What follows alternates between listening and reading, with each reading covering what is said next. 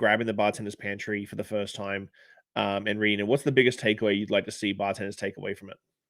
I spoiled this sort of plot earlier when I talked about cooking being community. The thing that I say in the beginning of the book, which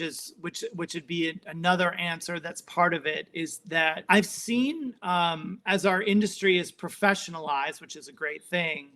that a lot of what people have chosen to differentiate themselves in our increasingly sort of larger and more competitive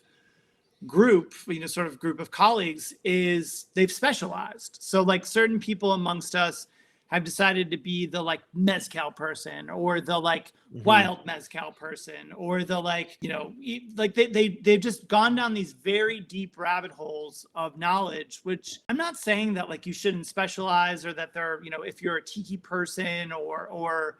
a natural wine person, that you shouldn't have a area of interest that you want to maybe learn more about or become an expert in. But I think that this idea of being a generalist is something, the value of being a generalist, the value of knowing a little about a lot of things, as opposed to a lot about very few things, is something that has gotten lost in our trade. And I think that, I think being a bartender is,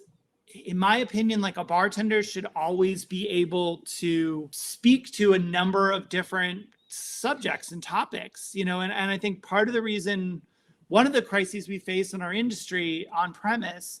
is that when people go to a bar, they just sit there on their phone instead of engaging with their guests or with the bartender.